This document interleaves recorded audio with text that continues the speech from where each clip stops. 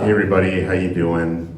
My name's Eric, and just want to get this out there before I get started. I am an empath. I feel like you should know that, all right? For those of you who don't know what that means, I'll clarify that for you. Being an empath, that means if I ever feel really bad about anything, it's probably all your fault. So just you know, don't bring that energy here. I don't know. That's on you. That's all on you. All right. So check yourselves, please, before you judge these jokes. Yeah. Don't worry though. I'm a good joke writer. I've been told that a lot. I'm a good joke writer. The first 3 or 4 years I was doing comedy in Buffalo, I got introduced as a good joke writer. There's like, you're gonna love this next comedian. They're a great joke writer. And I'm starting to actually understand what that compliment means, you know, just like, hey Eric, you know those jokes that you just performed in front of an audience?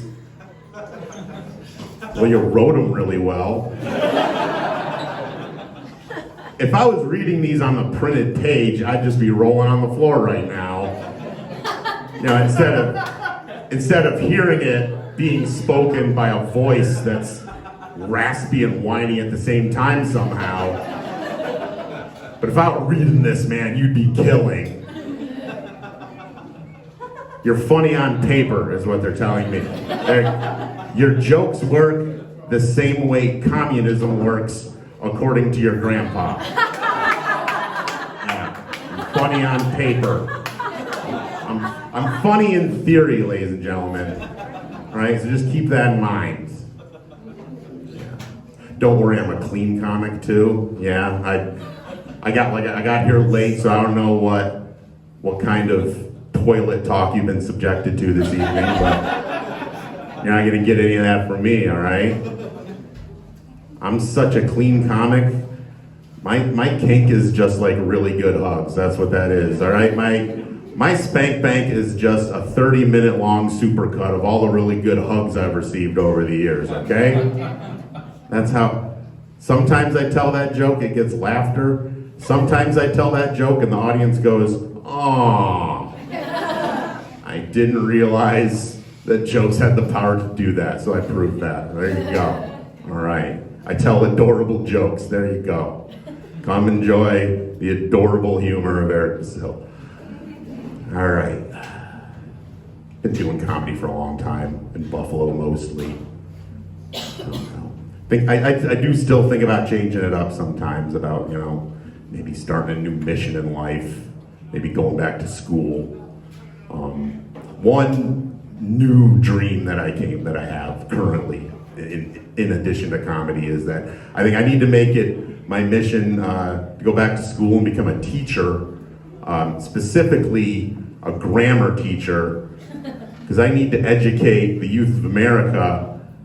Because I don't know if you've noticed, but very few people, in this country at least, know the correct past tense of hang glide. Do you know it? No, you don't. You're all unsure. Well, let me tell you, it's hung glid. Yeah, and that's the truth. See, that dude, he's looking it up on his phone right now. He's like, oh my God, it really says hung glid. It's hung glid, all right? Hung glid, depending on certain sentence structures, hang glowed is also acceptable. All right, I feel like I haven't convinced you yet, so I think I gotta use a sentence? Use a sentence? Okay, all right, here it is. Past tense, hang glide, used properly in a verbal exchange, okay? An everyday common verbal exchange. Hey Glenn, did you take the bus or the train to the Apple Festival today? Actually, Jerry, I hung-glid my way here in less than 2 hours. Really, Glenn? You hang-glowed all the way here? Yes, I did, Jerry. Yes, I did. I smoke a lot of pot. Ladies and gentlemen, I smoke a lot of pot. I smoke a lot of pot. Ladies and gentlemen, I smoke a lot of pot. I've always smoked a lot of pot, but at one point during the pandemic, I took a walk into the clouds.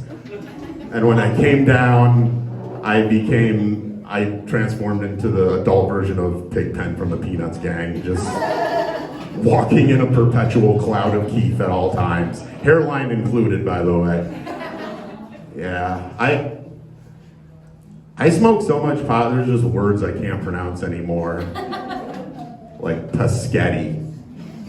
Can't do it.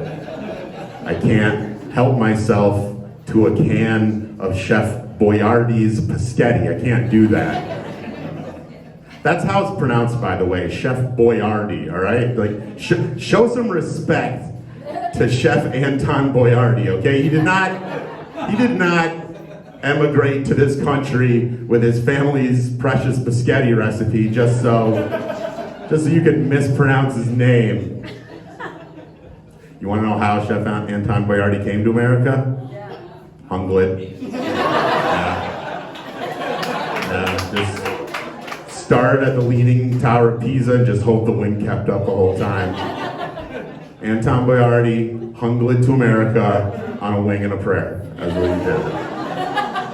All right, this is the last thing I got. And actually, the last thing that I got to do at the end of every set now is I don't know how to say this, it sounds corny, but I am a sponsored corporate comedian now. So I have a sponsor. I know, it's awesome. And part of that is that I have to read ad copy at the end of my sets. So I got to do this. So just bear with me, I'll get through it, and we'll get on with the rest of the evening, okay? So, the comedy stylings of Eric Basil has been brought to you by Sad Burritos. Hey, do you get sad? Do you like burritos? Do you like eating burritos when you're sad? Those little shits at the Taco Bell keep giving you funny looks? Well, sounds like you need to make your way to Sad Burritos. Burritos just as sad as you are. Burritos, perfect for eating while you're listening to Bruce Springsteen's Nebraska album. Come on down to Sad Burritos. Drive in or dine in. Just know that at every location of Sad Burritos, there's only one chair to every table. Because nobody brings a friend to Sad Burritos. Thanks, everybody. Let's hear it for Stu.